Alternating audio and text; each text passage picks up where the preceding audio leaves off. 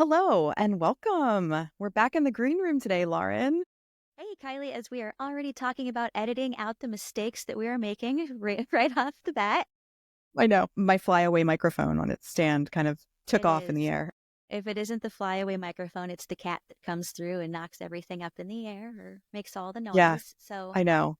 All the yes, fun. but anyway, we're here. It's exciting. It's a sunny day here in Minnesota. Can't complain.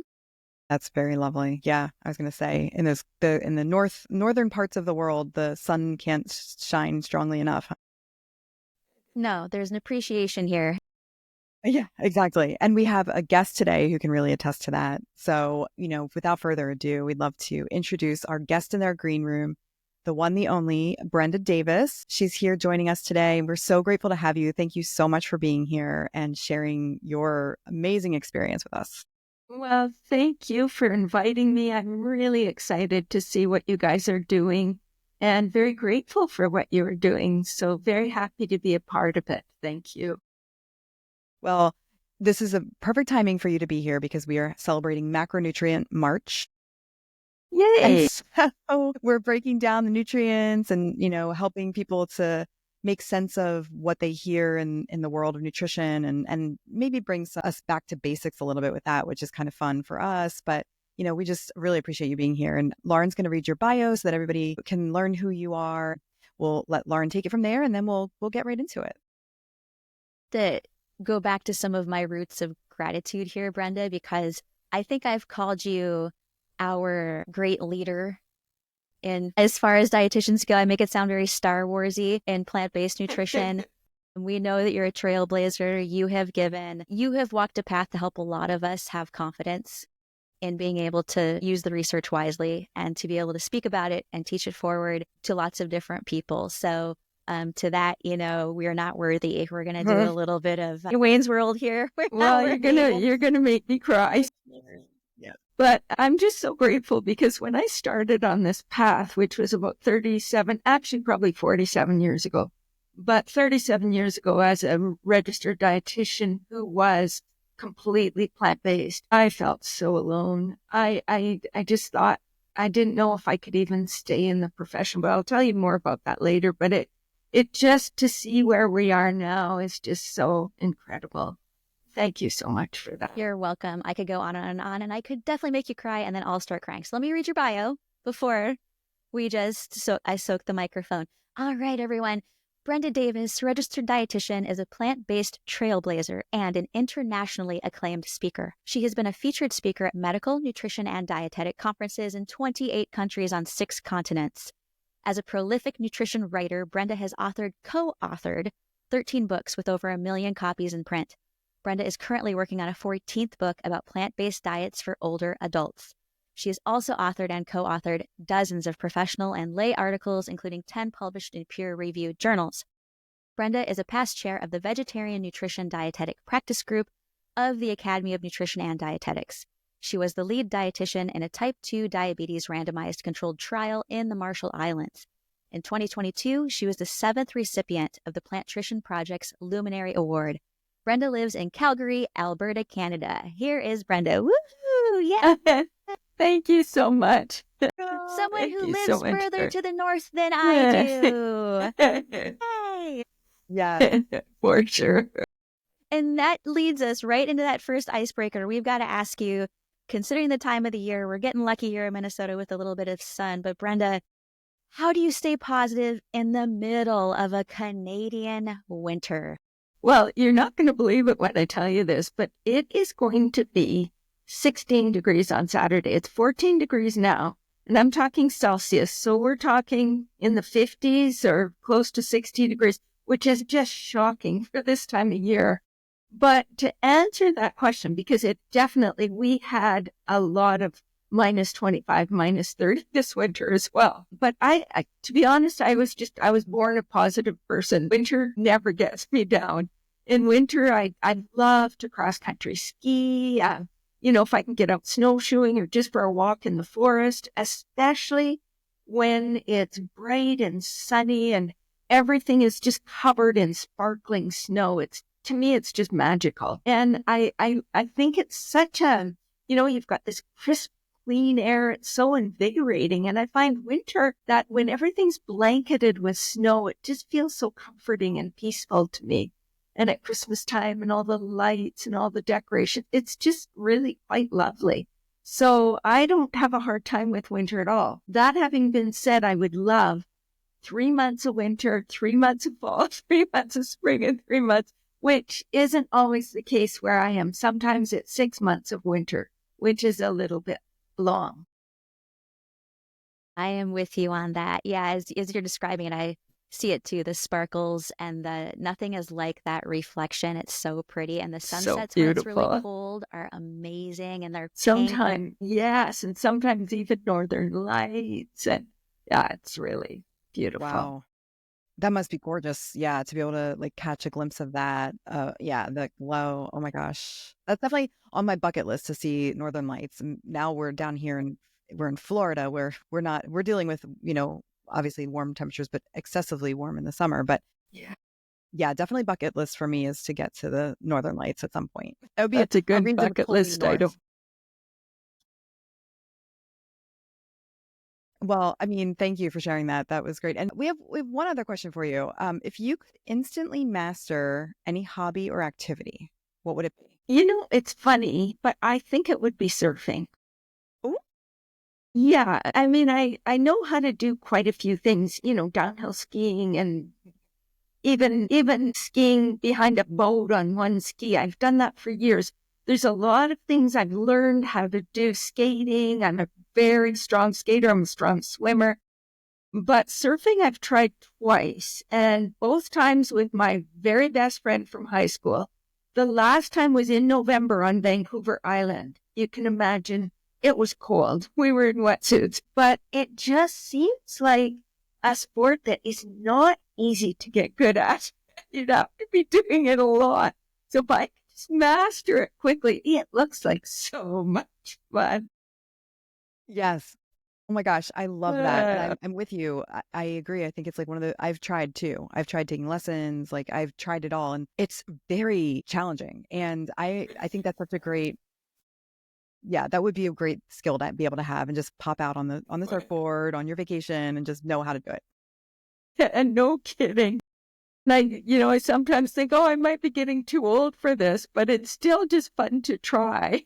Yeah. Even as a senior. It's so true. No, I think and I just even just like paddling around past those breakers, just kind of like on the board, just paddle around. That's always a very peaceful place to be. I haven't even tried it. I can visualize how it would go for me to be standing sideways on something slippery. And I think that stops me in my tracks. But yeah. When in Rome, if you have a surfboard in front of you and you're on the ocean, I may try it. Exactly. And the ocean is so powerful. It's so powerful. Just you get swept away so fast. Yeah. It's so true. Dear. Well, it sounds like you're a very active person in general. And I think that's, you're part of the lifestyle that we really try to encourage and promote is, having daily activity. And so I love that you're able to stay active in the wintertime. And, so much of the lifestyle pillars are, a lot of it is the food. And we're certainly going to talk about that with you, but also the activity. So I love that you're, sharing the movement that you're experiencing on a daily basis. Sounds like you're very active. Well, I am, Kylie. And Kylie, and as a matter of fact, it's a priority for me. To me, it's not an option. It's a mandatory thing, a mandatory part of health. And so I get, I'm 66 years old now, and I get exercise. I would say I average an hour and a half a day. And so a lot of times I have to admit it's at the gym, but I do kickboxing, I do step, I do HIIT. Do group power classes, I do yoga classes, and then I do some outdoor activity as well. For example, Sunday I did a HIIT class that followed by a yoga class. Then I went for a hike for 2.5 hours with my granddaughter, and then she came over for supper, and we had to have a skipping race all the way home when I walked her home. So it's only a couple of blocks home, but it adds up. It does add up, and I hear you. How old is your granddaughter? She's 8. 8. And I can remember her saying to me once, "Grandma, you're not like other grandmas." She said, you love to go down the slides and do the monkeys and do cartwheels. She said, you're just way more fun than most grandmas. So I love it. I love that I can enjoy. I mean, we have, we try to do running long jump races and, whatever things we can do. And I just love that I can still do that stuff. It's so good. It's so good. You just have to keep doing it. That's all. You don't lose it if you keep doing it. Absolutely. Kylie's biggest goal here, when Kylie is over 50, Kylie wants to be in the Senior Olympics. She wants to train for something. That's awesome. Yeah, I really just see that there's no reason to stop wanting to be active, and I feel like that's like when I'm really going to shine in my athleticism. Well, I was just you know telling Lauren- what? Yeah. I mean, did you read Healthy at 100 from John Robbins? Yes. There was a story in that book that just had such an impact on me. It was the story of this, I think, a 96 or 97-year-old martial artist. And they pitted this old man against a 36-year-old world champion boxer. And everybody thought they were insane. This was part of the Millennium celebrations. And that martial artist, the boxer just kept swinging at him and swinging at him and swinging at him. And the martial artist just kept dodging him. And eventually, when the boxer got really pooped out, the martial artist just flattened him and he won. He beat a 36-year-old world champion boxer. And the media was just shocked. And they went over to the boxer and said, what happened? He said, what happened? But the old man beat me. And they went over to the old man and said, how can you explain at your age beating, a 36-year-old world champion boxer? And he said, I don't understand why anyone's surprised. I have far more experience than he does. Yeah. I just thought to myself, That's hilarious. yes, exactly. We get to practice and we get all of this knowledge as we grow older. And I love that story. John Robbins is such an amazing storyteller. And so inspirational for sure. Yes, absolutely. And it is, those types of stories are so powerful. And I've worked with so many people. I love the idea of healthy at every age. There's an expectation that when we age, that we're supposed to age and fall apart. And I love the idea of building habits now, building the lifestyle, like you're saying, the non-negotiables that are going to carry us into a thriving 70s and beyond, the older decades of life. My mom's 87 years old, and we just did a trip to Hawaii together. She's similar to me. She does yoga twice a week. She curls. She's on a curling team. She does exercise classes 3 times a week, including one dance class. And she just loves life to the fullest. And so it absolutely is possible. And, when we make healthy choices, it pays off. I mean, it's not, we're not bulletproof. There's no guarantee that you won't end up with cancer or be in an accident or whatever, but it sure as heck helps. I mean, it's part of that resilience and our physical resilience. We have to take care of these machines. And one of the best ways to do that is to go have fun doing something you love doing while you get your heart rate up. That's for sure. I love this common thread of group fitness, Brenda, because that's close to my heart as an instructor. But the group fitness, especially for your mom, showing up when other people are there, you're doing it together, you feed off of each other's energy, right? That's right. You mentioned step class, so there's music, there's choreography, there's actually quite a bit of brain activity during group fitness. Yes, and I forgot to say spin. I do spin too. Do you? I did it this morning, actually. That too? Yes, that is great. And this has been a consistent theme already with our green room, is that I've been getting challenged quite a bit in our green room about, teaching indoor cycling classes. But every single time, that's what I love about it, is that you show up for people, this group feeling to it. You're not alone. Like winter can feel kind of isolating. Exercising by yourself all the time can be kind of isolating. But when you plan your week and you like to go to a thing, it's such a great piece of encouragement across the ages. And it can become your social life. I have a group of 5 of us at the gym, where we text each other to let us, let one another know if we're not coming to class or if, something's happened. We know exactly what classes we're doing together during the week. We go out for birthday lunches. We do all sorts of other things outside of the gym together. And it's become my little social community. And it's just so wonderful. And so when you do these classes, you meet people who are like-minded, and well, for me, it's my social life. Yeah, and what better place to, make friends than the gym where you're meeting the like-minded people. I mean, it is a really that Exactly. social structure is also such an important part of any phase of life, really. Yes, and it's an opportunity to share with them as well, with these friends that you've made. They always have questions for me. I get questions from them, text messages all the time about nutrition stuff. And so it's become such an opportunity to educate as well. And I really value that. Yeah. Wouldn't that be something to have Brenda Davis on hand to ask your nutrition questions to when you meet her at the gym and you're like, okay, I got a friend here. They have no idea. They just think I'm a dietitian. So it's all good. That's perfect. That's fun. I love that. Well, yes, and you are. You are just a dietitian, aren't you, Brenda? Yes, You're just a dietitian that's done all of these fabulous things. Where do we even begin today, Kylie? What are you, Kylie, what's speaking to you? What questions do you want to come with first? Speaking of being a dietitian, one thing that I was thinking about in preparation for this conversation is the fact that, it would be great. I'm talking to two dietitians here, registered dietitians. I would love to hear a little more about that professional journey that you started to talk a little bit about, Brenda. What has that looked like for you? You've probably seen so much over the years, and also just a celebration of the work that you do.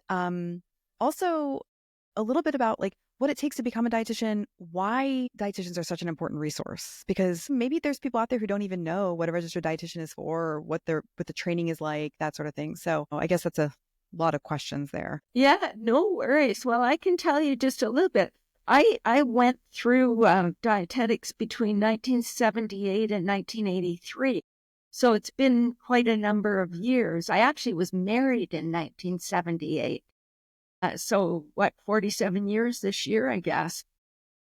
But yeah, it's been a long time. But when I went through, it was a 4-year undergraduate degree plus a master's or an internship. And I did an internship. I would have liked to have stayed and done other postgraduate work, but my husband was graduated and living in Northern Ontario, and I just really wanted to get it done as quickly as I can. So I did an internship, but I had the privilege of working with Health Canada during that internship, which was just an amazing experience. So, and of course, dietetics has a lot of, biochemistry and fairly challenging courses that you have to take, human physiology and pharmacology and so forth. So it's a pretty challenging program. And today, I believe you need to get a master's before you do your internship. It wasn't like that when I was doing my studies. It's being a dietitian it used to be you were either like a manager of a hospital kitchen or a clinical dietitian. And so you were helping people who had just had a heart attack or been diagnosed with diabetes or something like that. But today, it's a little bit of a different story.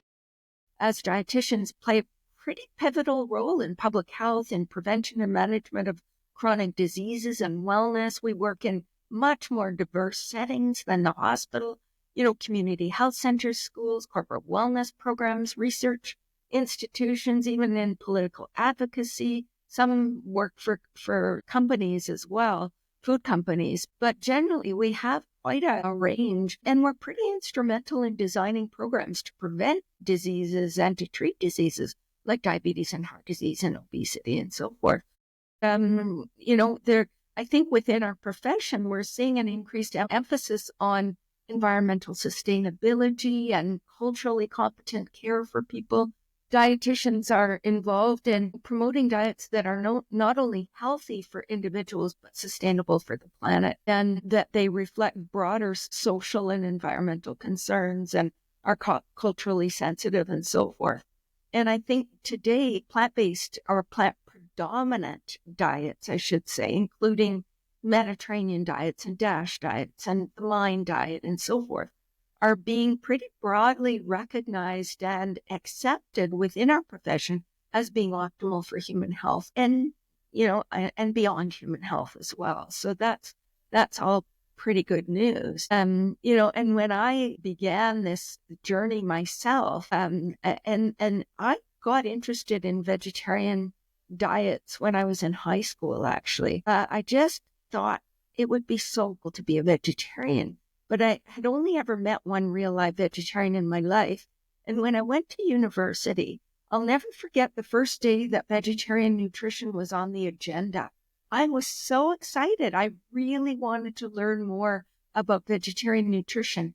And that day we learned two things. We learned that vegetarian diets were risky and should never be fed to children or pregnant or lactating women. And vegan diets were downright dangerous. And it was like this slap on the wrist for even thinking about it. And we were supported during university by the industries of animal agriculture industries and by the dairy industry, by the beef industry, by the pork industry.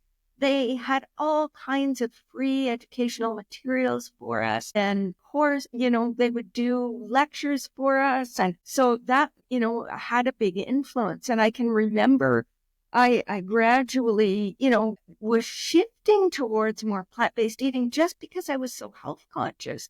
And so I actually ate lentils and tofu and things like that before it was a thing to do. But what actually pushed me over the edge, I was public health nutritionist in my community. The basis for almost all of my educational materials was Canada's Food Guide, which was 4 food groups in a circle, the top 2 of which were meat and dairy. And so it was just something that you could hardly imagine vegan. It was just not on the radar of dietitians at that time at all.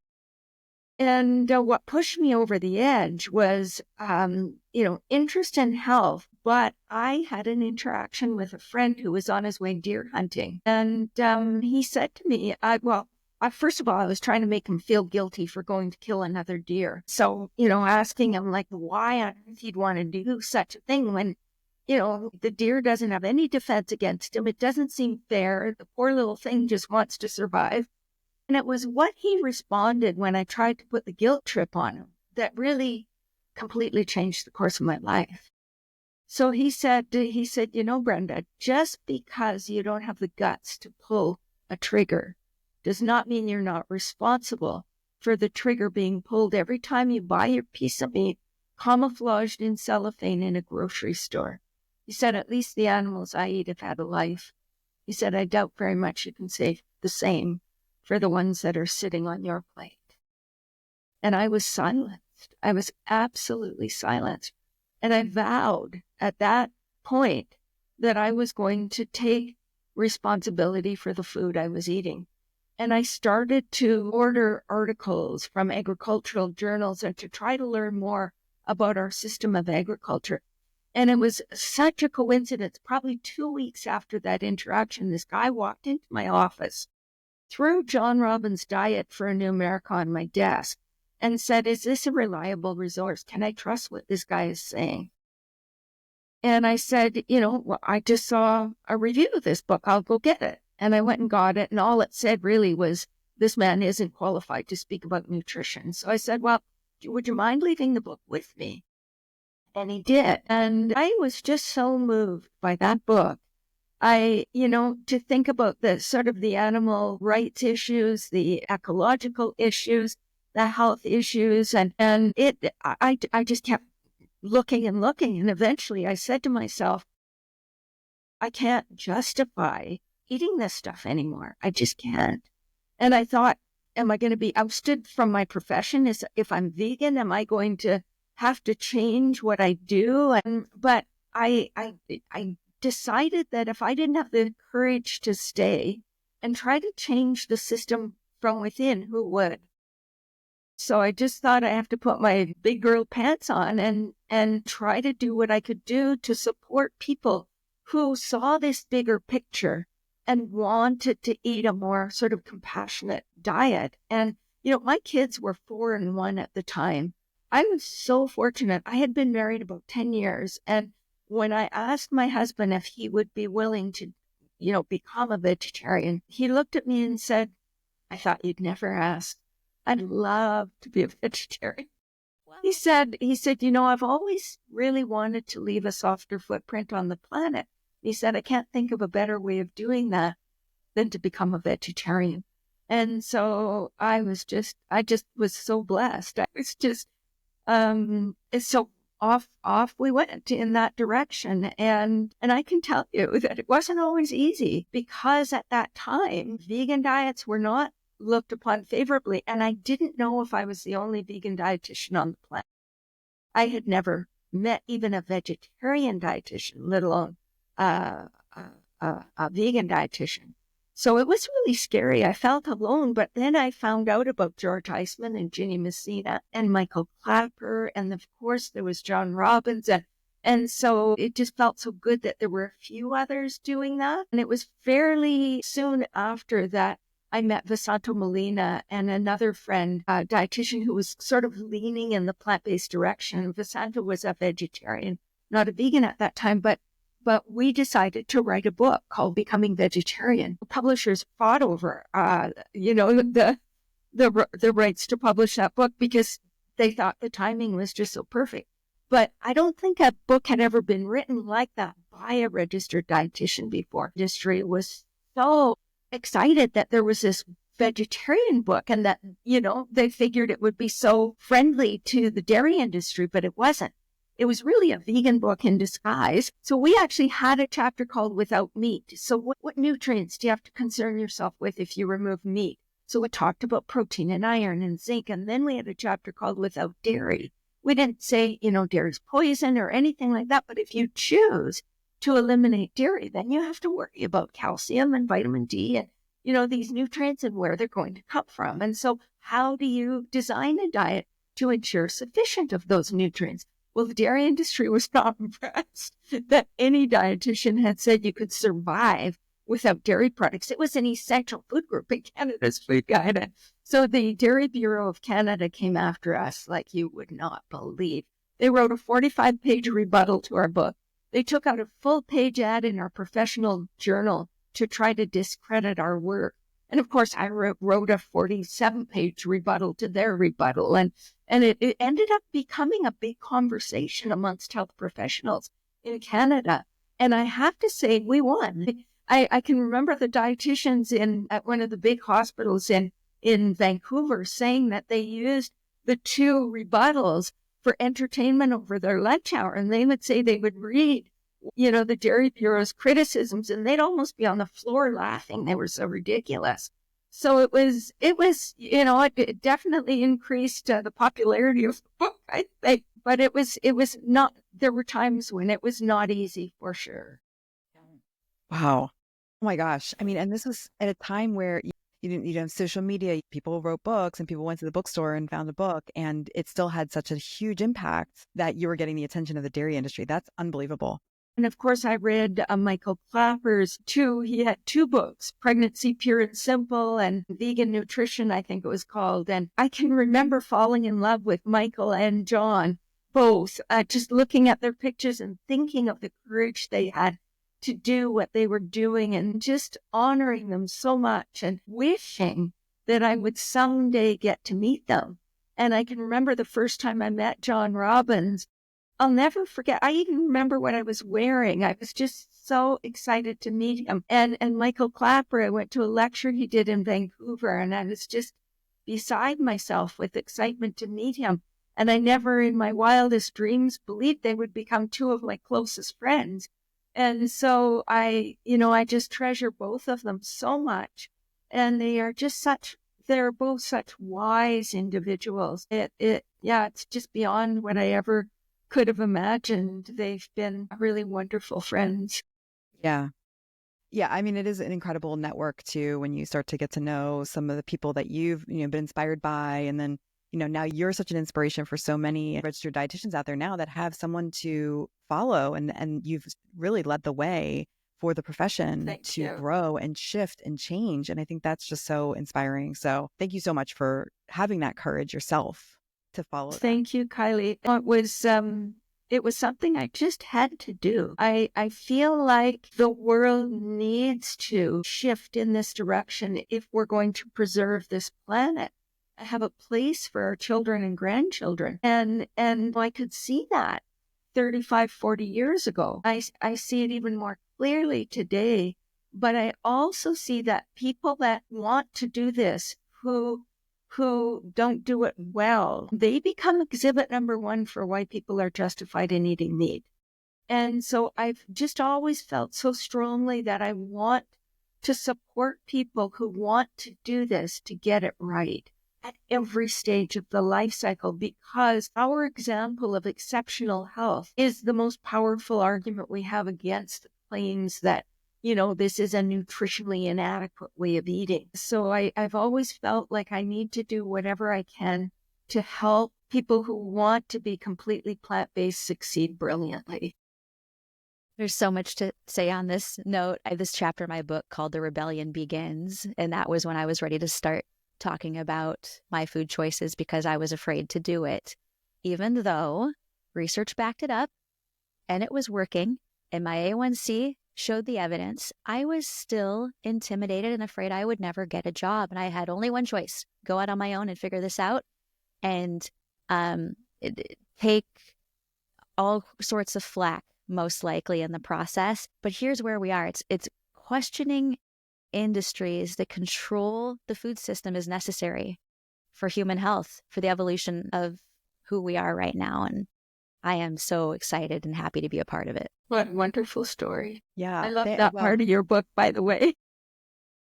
That's the thing, is there's some rebellion in you, Brenda. I think that I love that. I think our faces will show us our reaction to when you were talking about dairy coming after you. Yes. And, and you had to stand up for it. You had the evidence. You had to stand up for it. And thank goodness that you did. And then we're still standing up for.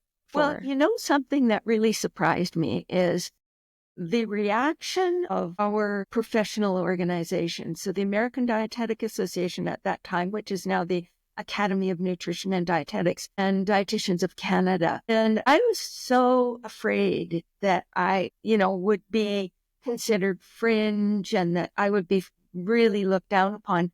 But that never happened within my profession.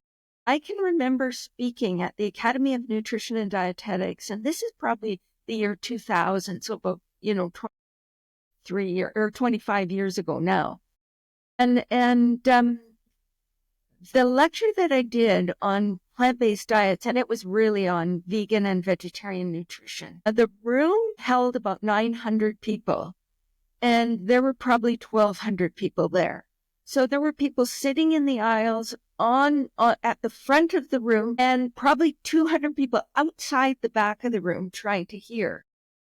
So it went, and the recording was the second biggest selling recording of the entire conference proceedings, which was shocking to me. But people really wanted to know, and they really respected what I had to say. And I remember at Dietitians of Canada, I spoke on the same topic, and this is probably, about the same number of years ago. And I remember sitting in the main office doing an interview with one of the dietitians from Dietitians of Canada. Unbeknownst to me, the president of Dietitians of Canada was in the room. She was working away at a computer. And after I finished, she came up to me and she said, "I just want you to know that you make me so proud to be a dietitian."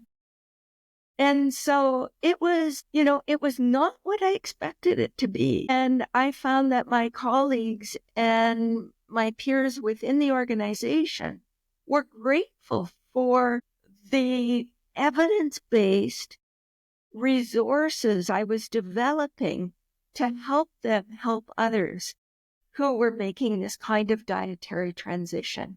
And so it was never quite as scary as I thought it would be. That's incredible. And, you mentioned earlier that you really had this calling to help people have a plan of how to execute a plant-based or plant-predominant diet in a way that would address the concerns, right? Address the questions of like, well, how am I going to get these macronutrients in the correct proportion? And how am I going to do this? And I have to tell you, I've got a copy of my favorite book right here, Becoming Vegan, because I have used this so many times with my clients when I'm coaching. I recommend it to families who are curious about, because it does address the lifespan, and it's such a well thought out, the content is incredible. The science supporting it is so on point. It really leaves very little to the imagination in terms of arguing how this could be possibly hard to do, right? Or maybe the challenges of you can't get all your nutrients, right? Or no, it's not a complete diet, or it's not a complete Yeah, diet thank you so much for that, Kylie. That means a lot. And I know it's probably getting close to time for an update of that book. So that'll probably be next on our list of. Well, we will definitely be checking that one out. And then we graduated to Nourish because we were working, I was working with so many families and so many kids. And when Nourish came out, I was just like jumping for joy because it kind of answered those questions. I was working with so many families with who had kids that they were wanting to really be concrete about their meal planning and their decision for what they were feeding their kids and why they were feeding their kids, because there's so much pushback. And again, you just knocked it out of the park with Dr. Shaw. You guys.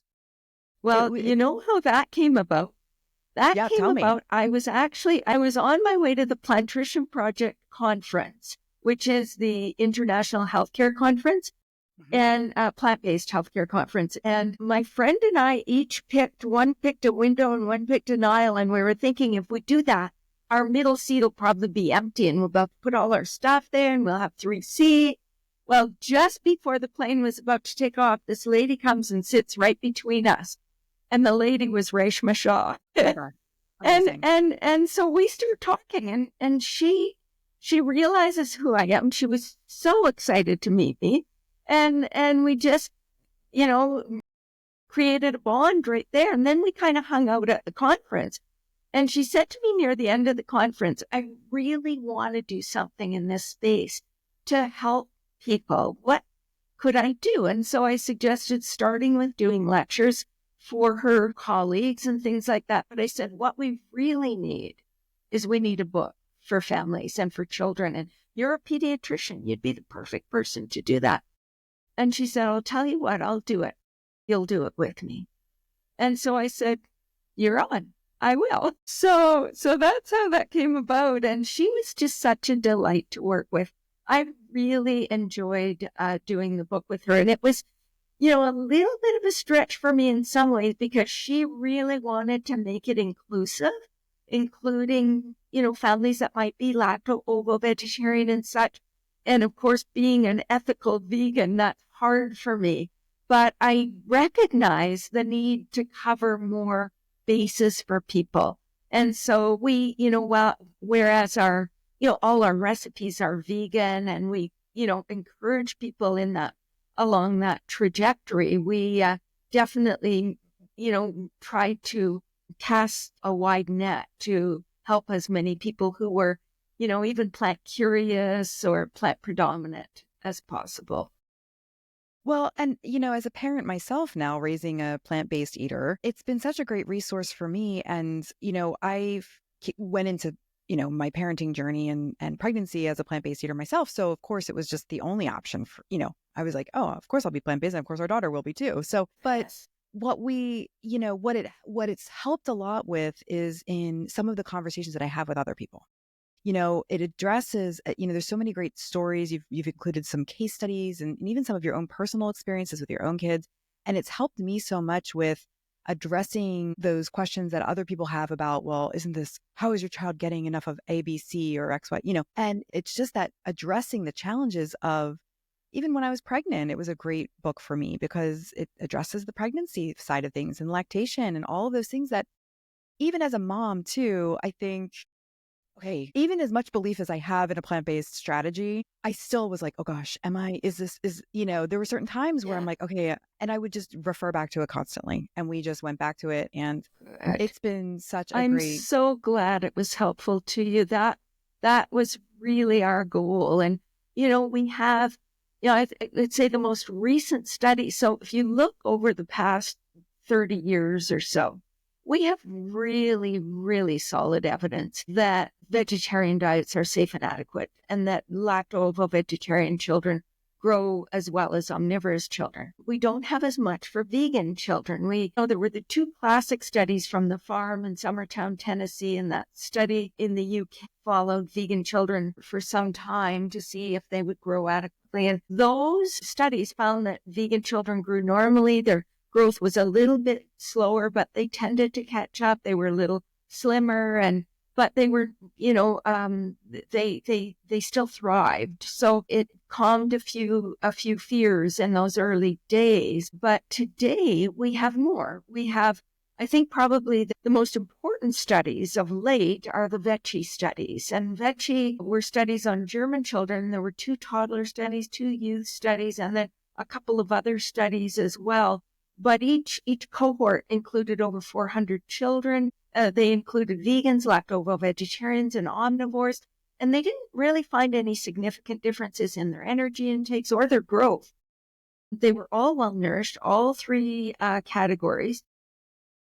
All were below reference intakes for calcium and vitamin D. Vegans had the lowest intakes of those nutrients, however, but they actually had the highest intakes of fiber, B1, B6, vitamin C, vitamin E, folate, iron, potassium, magnesium, and they had the lowest intakes of sugar and saturated fat. So they did really, really well. And the conclusion of the authors was that vegetarian, including vegan diets, can meet recommended intakes during childhood and adolescence. And I think those studies have been really important studies. And there have been other studies. There was a Canadian study of almost 9,000 children that showed that plant-based dietary patterns are healthy patterns, and they tend to be healthier in some ways. They're the vegetarian and vegan children eat more fruits and vegetables and fiber and whole grains, and they eat less saturated fat, and they still seem to grow well. And so we have all of those studies. But I think what people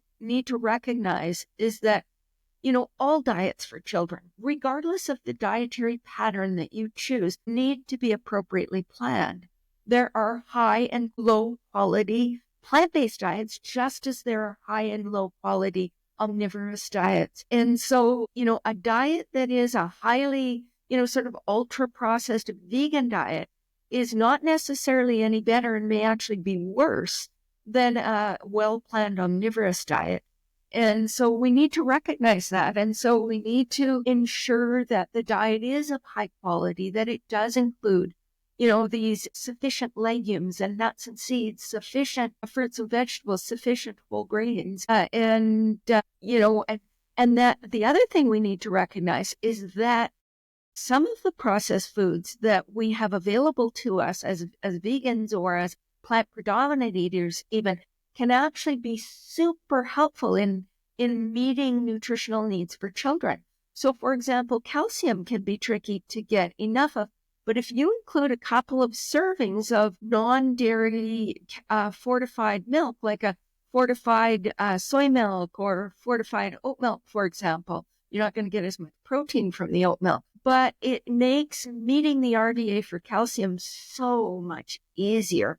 And so it can have a really important place in the diet of a child. And even having some people be shocked to hear me say this, but even some of the veggie meat replacements, they're very high quality protein.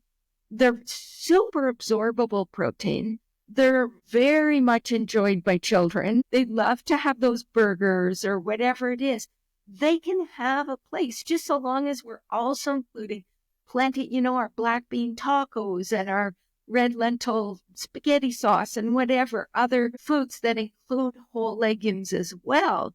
But having those kinds of foods, it's so wonderful if, a child is going out with their, Girl Guides or Boy Scouts or whatever, that they can roast a wiener or have a burger like everyone else. And so there is a place for those foods in the diet. And we don't want to get overly rigid about diets for children. We don't want to get overly rigid about fat intake, for example. Fat is so important to brain development.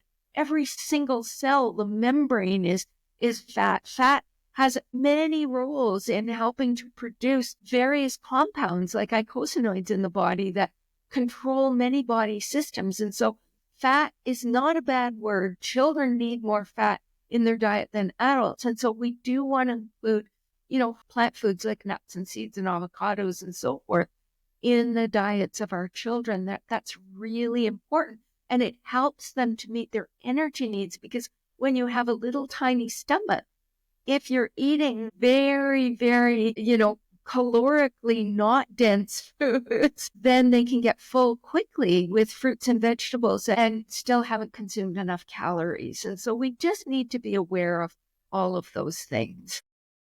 Yeah, absolutely. There's so much irony. Sorry, Kylie. I just think there's so much irony in knowing that what we really need is research to help defend the whole plant foods. There's so much irony in that, right? We Exactly need the research to tell us that kids do well on fruits and veggies and beans and legumes and nuts and seeds. We need research in this.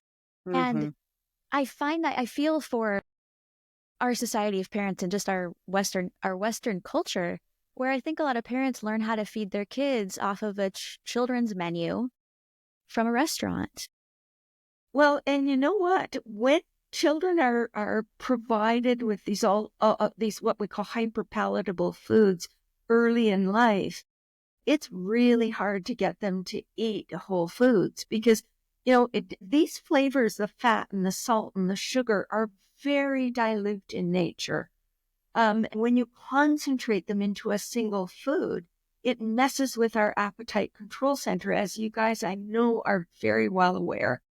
And it really makes it hard to stop eating, and it makes it hard to accept just simple whole foods. And so, I remember when my children were little, taking them to, an Asian restaurant, and there was a lady sitting at a table beside us, and her kids were all having grilled cheese sandwiches or burgers, or just not the stir fries. And my kids, we ordered stir fries, and we had rice and a tofu dish and whatever we had. And she turned to me and said, "How do you get your kids to eat that stuff?" Well, unbeknownst to her, my kids thought this was the treat of the year. They'd never had white rice before.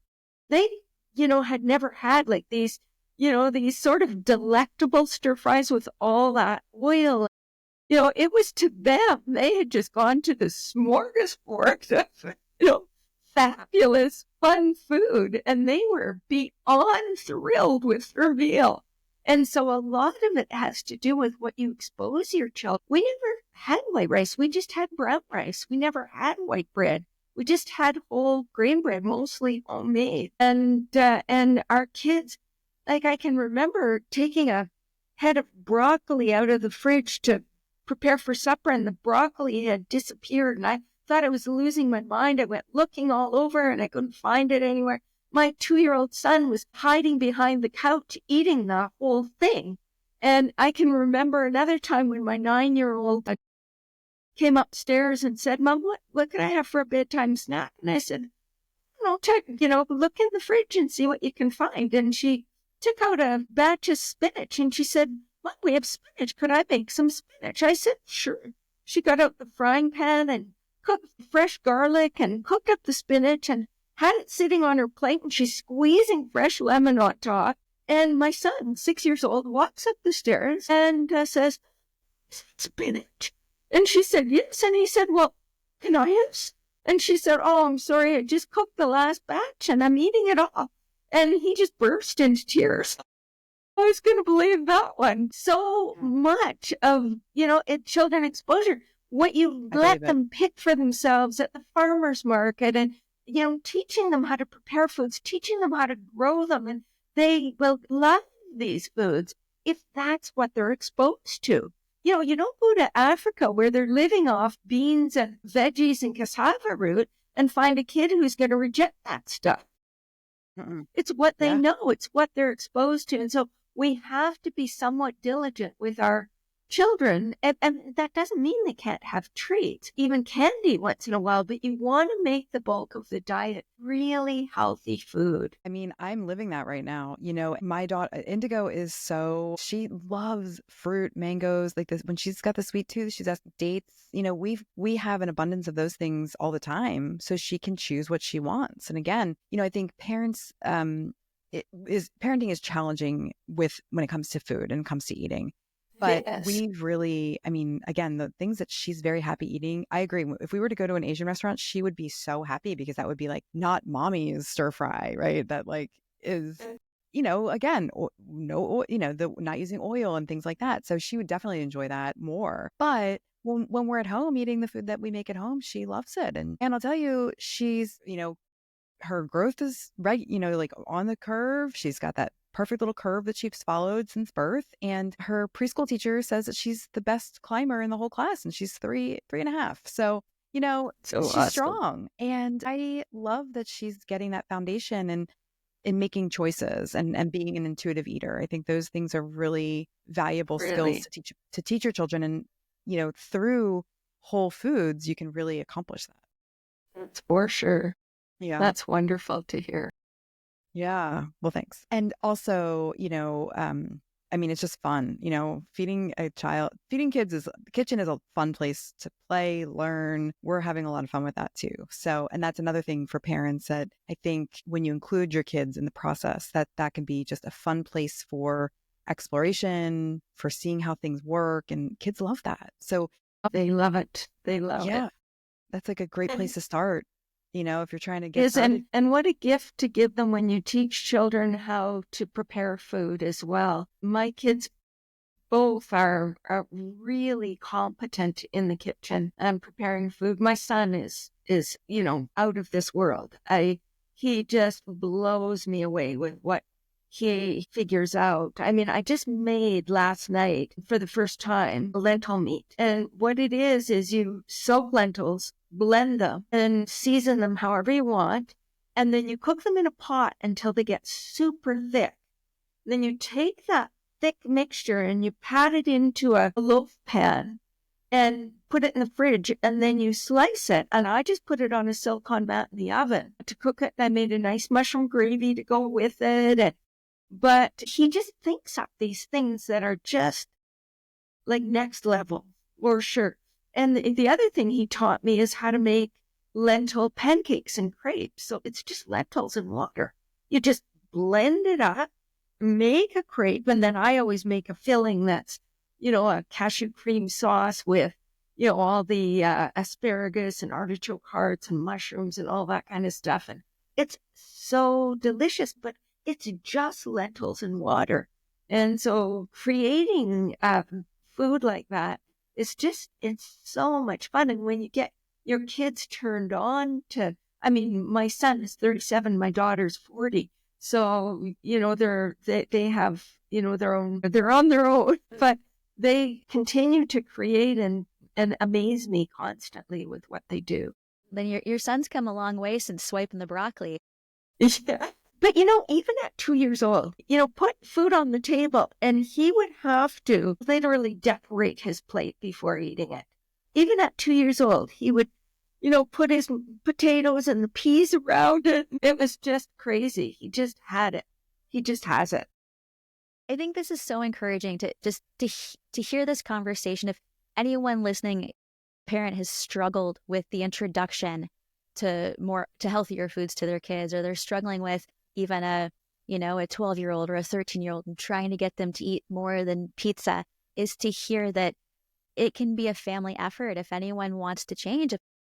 If the parents who are in charge of the buying, in charge of bringing foods into the house, start making these little changes, this can be a whole new world for the whole household. And there are opportunities to do this slowly and the right way also. Yeah, and to just get your kids involved. And my son right now has a 15-year-old living with him from Germany on a student exchange kind of thing. And this kid on his own decided to become a vegetarian. And they were having a difficult time finding a home for him. So my son and his wife said, well, he can come to our place, and it's just so neat. So often it's the kids that are taking the initiative as opposed to the parent, because so many kids nowadays care about their carbon footprint. And so it's, that often the kids are the leaders. Yes. And I mean, these generations, they're coming up, they're going to be very informed that they have digital access at their fingertips at a very young age. They're going to be so knowledgeable, and they're going to see, and they're going to be like, hey, I feel like Indigo's already doing that. Mom, why are we doing this? I mean, I think there are going to be questions. We're going to have to answer questions as our generation. Why didn't we do this sooner?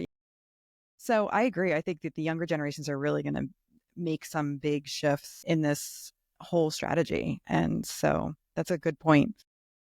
Speaking of shifting, we'd like to shift gears. I know Lauren is very excited to talk with you about some of your other work.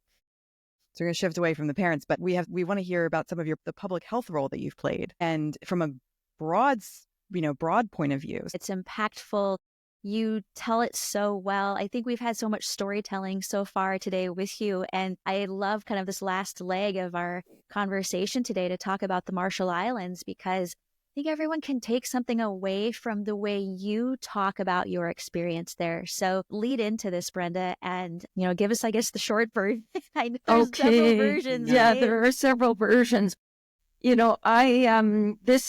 all started back in 2006. I received a phone call from a group called Canvasback Missions asking if I would be interested in helping them to design and implement a randomized controlled trial, lifestyle intervention trial in the Marshall Islands, where they have among the highest rates of diabetes in the world and the highest death rates from diabetes in the world. And they needed me for about 8 months. And I couldn't imagine how I could clear my schedule for 8 months. But when I talked to my husband and my son about it, my daughter had already gone off to university. She was 17. And so my son said, Mom, if you're not going to do it, I'm going to do it without you.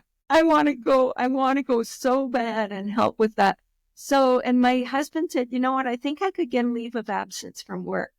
So we just decided to go for it. And the reason I got the call is because I had just written a book called Defeating Diabetes. And the person they had hired to be the medical director had just attended a conference where I spoke on diabetes. He had purchased the book, and the intervention was on diabetes. And he said to the people that ran Canvasback Missions, I know who we need to help us with.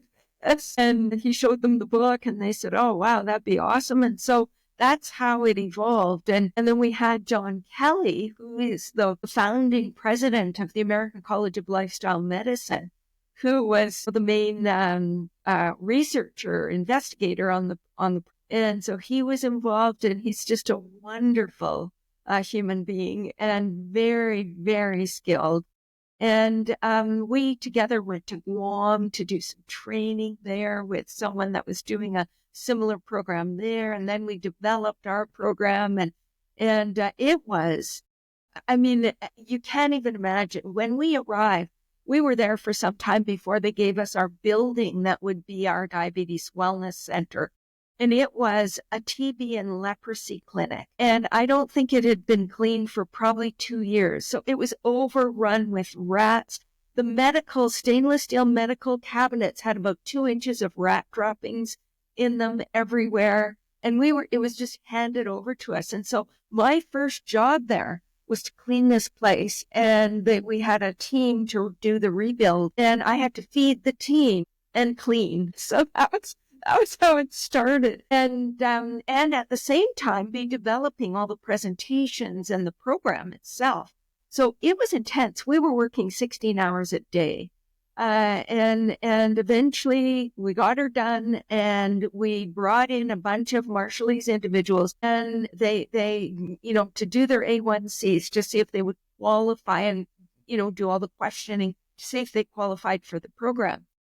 And eventually we had 5 overlapping cohorts of 169 individuals that we randomized to either the intervention group, which was lifestyle medicine, plant-based diet, exercise and other pillars of lifestyle medicine, or a control group, which was standard care. And so it was so intense because we were feeding them 3 meals a day. I had minimal staff.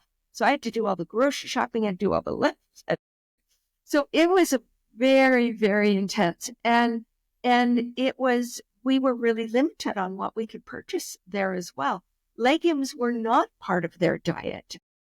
They, to get even fresh produce, you can imagine it's this little island, 3.7 square miles in area with hardly any land for growing food. Most of the produce had to be shipped in, and it was expensive and it just wasn't easy to get. So it was quite a challenging operation, but I can tell you, and the other thing, when we arrived, people took a taxi if they were going a block because they didn't want to be seen as being too poor to take a taxi, which was 25 cents when we arrived. And there was no concept of lifestyle having any impact on risk of diabetes.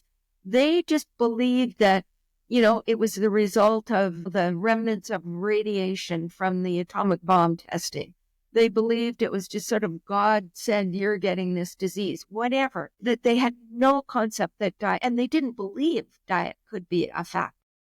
And so even just convincing them of that was quite a thing.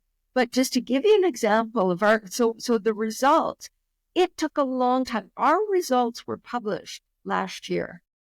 So what happened was that we had very poor management of our blood samples by the hospital. They weren't used to having to manage blood samples, send them to Hawaii to get tested. So some of them, just were no good by the time they arrived. And Dr. Kelly, John Kelly, is a perfectionist, and he did not want to be publishing research that might not be, as high quality as what he would have liked. He wanted the results to be significant. And so eventually I was begging and pleading to at least have a team to look at it. And we finally got that to happen. And they said, we've got plenty of data here to work with. There is no problem. And so we, in 2019, published one paper and then the results paper in 2024. And just to give you an idea of the results, we had, a drop in A1C of 2 percentage points at 12 weeks. And using a tool called the medication effect score, which means, what would it have been if we didn't take away most of their medications? It would have been 2.4% at 12 weeks, which is really quite good. I think better than most other studies have achieved. HOMA-IR within 2 weeks was down 2.5 points. Fasting blood sugar dropped on average 72 milligrams per deciliter at 2 weeks. Triglycerides dropped 47 points at 2 weeks. So these were really decent numbers, especially considering that we fed them for a month or so, but then we fed them maybe 1 meal a day after that, or 4 times a week, 1 meal 4 times a week, and they were on their own. So even with being on their own, they still managed to do that well. So that was impressive. And the diet was really a plant exclusive diet. It was low in fat, but it wasn't 10% like what a lot of people do. It was about 20%. Because we did include some coconut products because that was part of their cultural tradition. So they would grate and squeeze coconut to make coconut milk, which we used in some of our dishes to try to imitate some of their traditional dishes. And we did include some, especially seeds. So the omega-3 rich seeds like ground flax seeds and so forth. So those were included in the diet. But basically it was very minimal processed foods. It was a very phytochemical antioxidant-rich diet. It contained at least 40 grams of fiber a day. And this was one of the funniest things with the program is that the Marshallese diet probably provided about 8 grams of fiber a day, maybe 7, 8 grams. because they were living on white rice and meat and these sweet drinks and fried ramen noodles. And so there was very little fiber in the diet. And so you can imagine what happens when you're eating, 5 to 10 grams of fiber a day to eating 40 or 50 or 60 or 70 grams of fiber a day. And so for many of our participants, they were actually having a bowel movement maybe once a week. And so they went from once a week to once or twice or 3 times a day. And it actually scared them. They thought there was something wrong with them.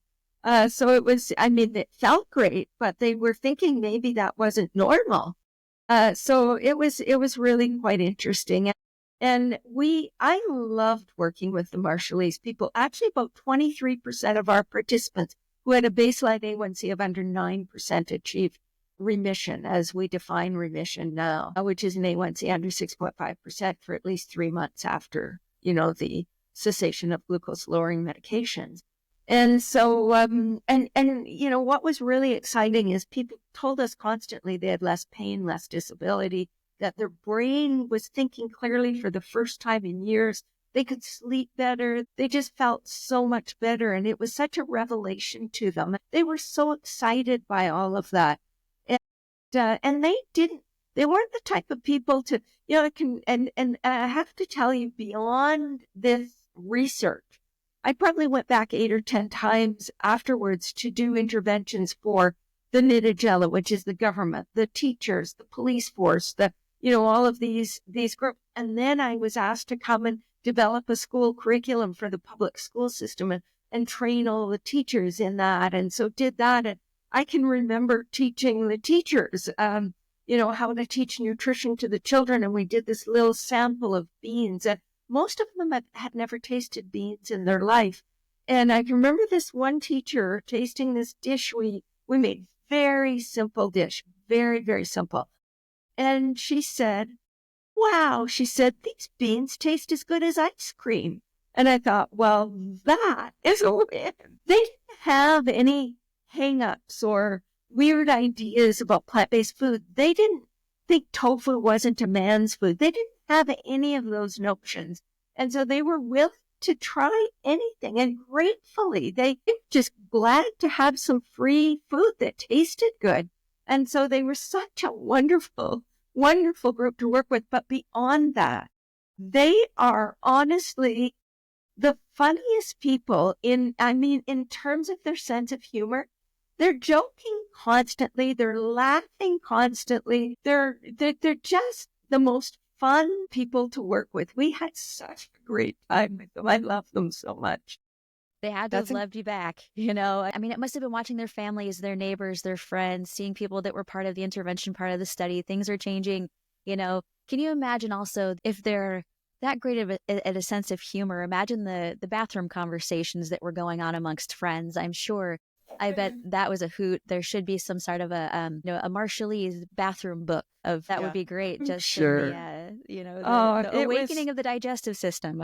Yes. And then to see how, we had a number of restaurants put these wellness approved meals, diabetes wellness approved meals on their menus, and the grocery stores started bringing in more healthy foods and unsweetened soy milk and all of these things. And then we got the people to start participating in more physical activity. So we walkathons and the roads even got closed in the mornings so people could walk. And it was just so wonderful to see. But last time I was there was last April. So not quite a year ago, my son and I went.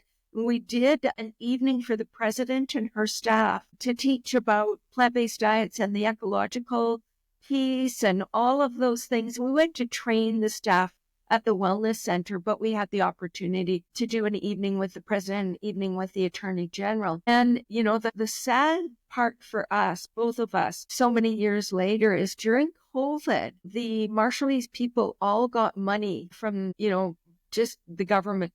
Somehow, I think grants from the U.S. or whoever, and they all bought cars.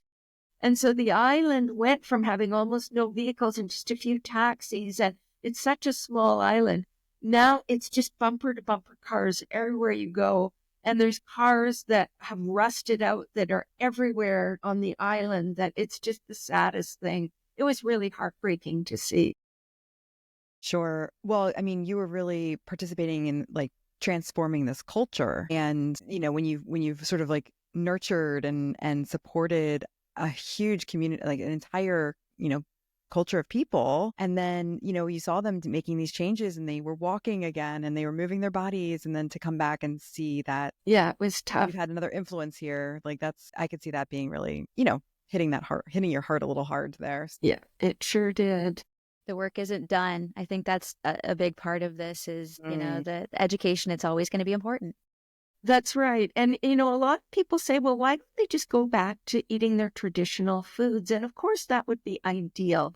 They lived on fish and whatever plants they could collect from the island, coconut, pandanus, breadfruit, and bananas, and so forth.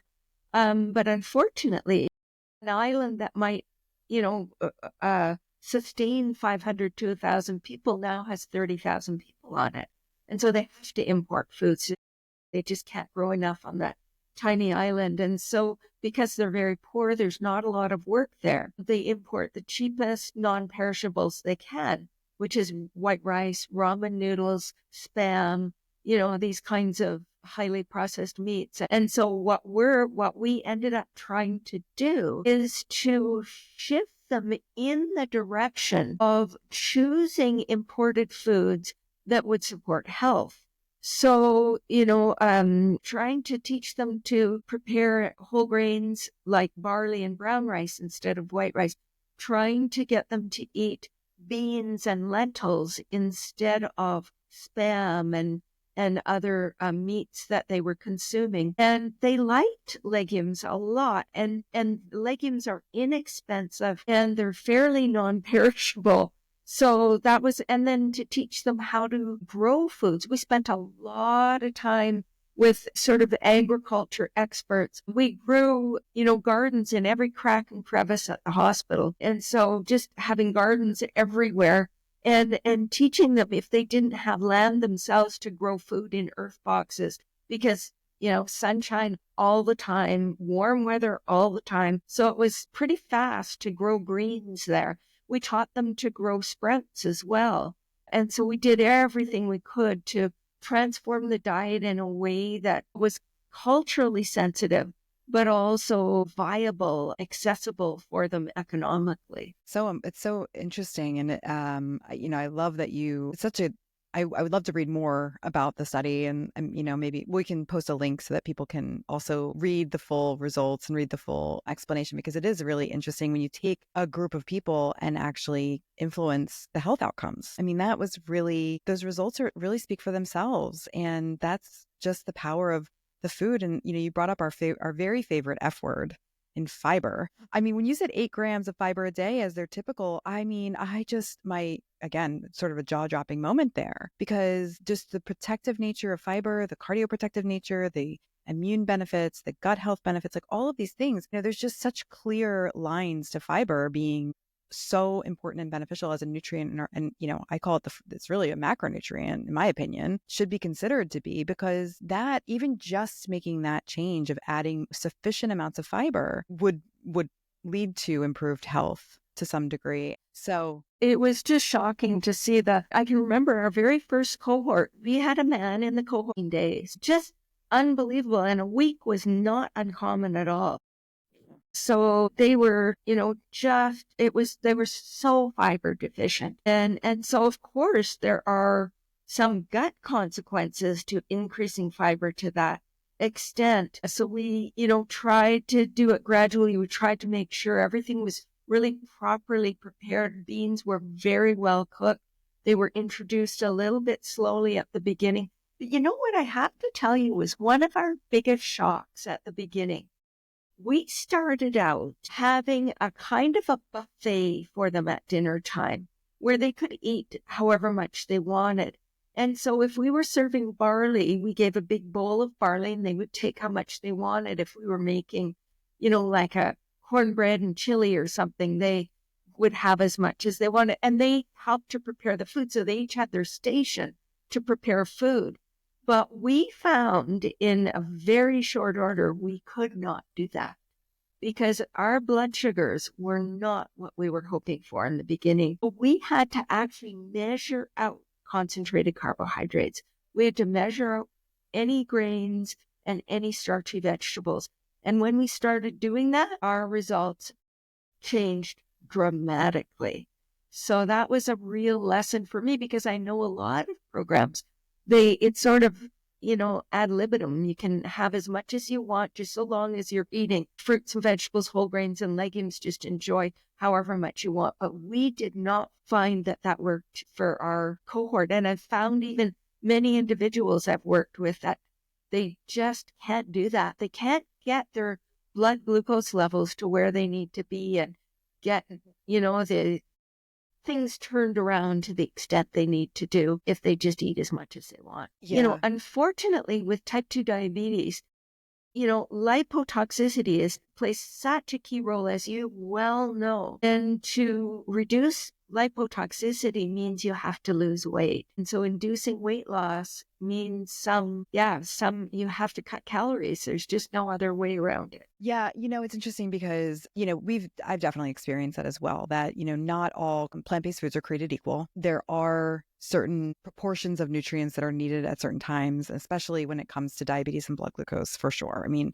the background of that is, the more insulin resistant you are, the more carbohydrate intolerant you are.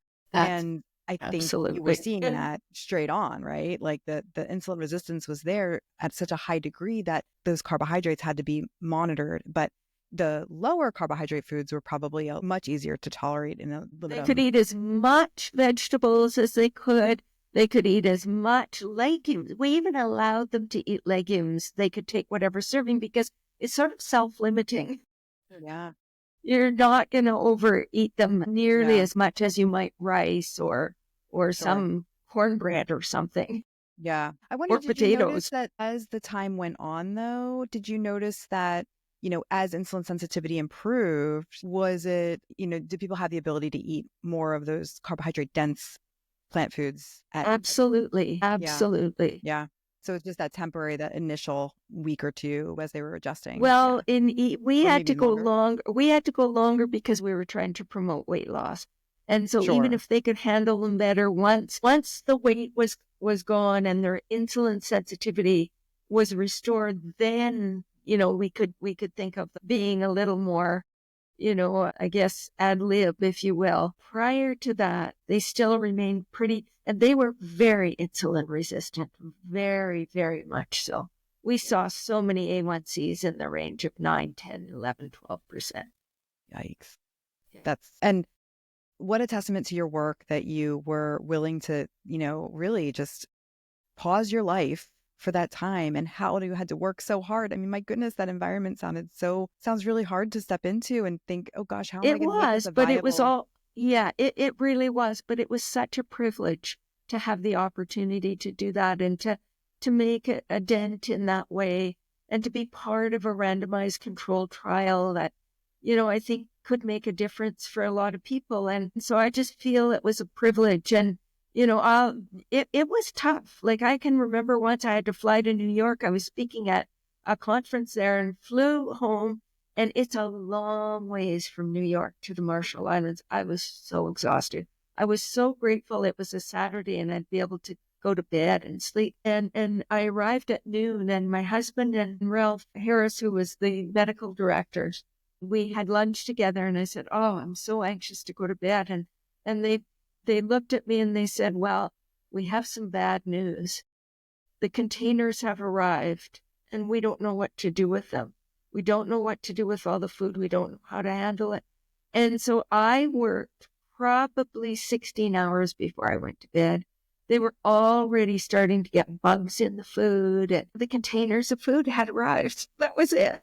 And that was the story of life in the Marshall Islands. You just didn't get a break. You just didn't get a break. Well, it speaks to the research too, right? The time sensitivity of that and the process and the documentation and the preparation and the never having enough hands. Exactly.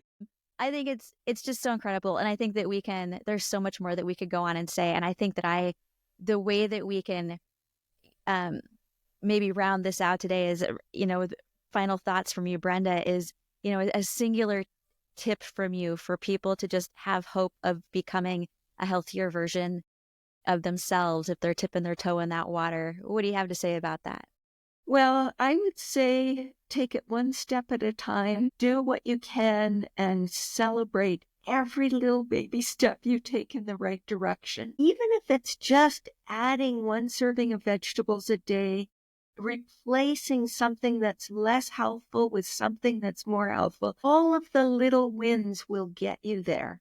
Just keep, point yourself in the right direction and keep plugging away to be perfect. It's not about being perfect, but just do what you can and also find joy in it. If it's too much, if it's just always feeling like it's such a struggle, it's not easy to succeed in that environment. So you want to make it fun. You want to have fun food. If you're doing it with your family, you don't want it to feel like too much of a sacrifice. You want it to feel like it's an adventure. And so all of those things are important. And then the other thing I would say is please, as much as you want to do it au naturel and, whole food, plant-based and all of that, you need to recognize that there are potentials for nutritional shortfalls. And you do not want to shoot yourself in the foot by becoming deficient in any nutrient. So you do need to make sure that you've got a reliable source of vitamin B12 in your diet. You need to make sure that you've got a reliable source of vitamin D. If you're on an SOS kind of diet, you need to make sure you've got a reliable source of iodine, even if that's seaweed. But you just need to educate yourself and to be aware of potential nutrition shortfalls. I'm a bit of a proponent, and I don't know if you guys agree, but I'm a proponent of making sure you get enough omega-3 fatty acids. And certainly people can use or can ensure they get sufficient alpha-linolenic acid. But based on what we know about the human body and about brain health and about dementia and so on, I don't think it's a bad idea to consider supplementing with EPA and DHA. And I'll just tell you, because I think this is kind of interesting. I just did my omega-3 index. And mine came back at 5.7%. My husband's came back at 6.1. The goal is at least 6, but 8, an omega-3 index of 8 is 8% or more is probably ideal in terms of disease risk reduction. And I've been taking sort of 500 milligrams of a mix of EPA and DHA most days, but I'm not always consistent enough. If I go away, I don't bother bringing it with me. Sometimes I'm gone for quite an amount of time. So I've decided that to get where I want to be, I'm going to increase it to 750. And so for a lot of vegan, your omega-3 index will come in at around 4%, 3 or 4% for a lot of people.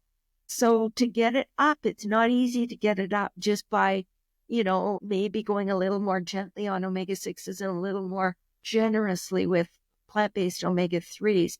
For many people, it takes EPA and DHA, which fortunately they originate in microalgae, and fish are rich in EPA and DHA because they get it somewhere along the food chain from microalgae. Well, we can actually culture the stuff, grow it, and extract the EPA and DHA and take that directly without raping the oceans or killing millions and millions of fish.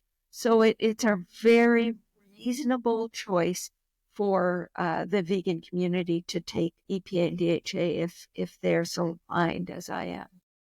Yeah, and measuring those things, I also had done an omega quant as well and found out I was also low, and I started supplementing also because I was like, oh, well, that's good information to have. But if you don't know, getting those tests, talking with your doctor, finding out what your levels are is a great place to start so that you know how to safely supplement.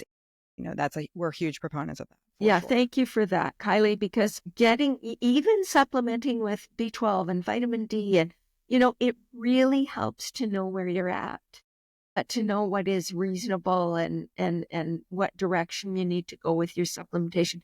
Even iron levels, it's really good to know, because a lot of people, even though on average we're consuming more iron than omnivores, we actually have a little greater risk of having low serum ferritin, which in some ways can be an advantage. But if it gets too low, that can be a disadvantage. So it's not a bad idea to know where you're at with your iron levels as well. I think it's so great as a reminder. It's kind of like, folks, you're supposed to get your oil changed. Pay attention to what your car is doing. Nobody likes to run out of oil. And personally, we have to recognize that sometimes our check engine lights come on, but we probably shouldn't wait until they do to have some understanding Exactly. of, what's going on in our bodies. And my advantage, I guess that's an advantage of having type 1 diabetes, is having my engine light on and knowing I need to go there and pay attention. But generally speaking, we have so much confidence in a whole food plant-based diet, and that's great, having nutritional confidence. Get into the inside of your body as well. It doesn't always talk until something's off. So it's Yeah. such a great reminder. I think we're at a point just to, bravo. Thank you, Brenda, so much for Thank you. all of this brain power today and sharing your genius with us and your experiences. Thank you Yep. so much. Thank you both so much for having me and for all that you're doing to educate the world. Such a privilege to be with you today. Thank you. We appreciate you. And we will share your information, where people can find you, how people can follow you, which really, really quickly, you guys are both going to be speaking at PPOD later this year. We referenced that when we were speaking with Dr. Columbus Batiste. He's also going to be part of PPOD, which is Prevention of Disease. It's an incredible organization. We are behind you guys. So, you guys will connect there virtually, I suppose, but you'll cross paths there. But yeah, Yes. thank you for just being part of this and for leading the way. And we're very grateful. Thank you so much. You're welcome. Okay, well, we'll see you next time here in the green room, and I hope you have a great day and keep on glowing. Take care. Woo-hoo.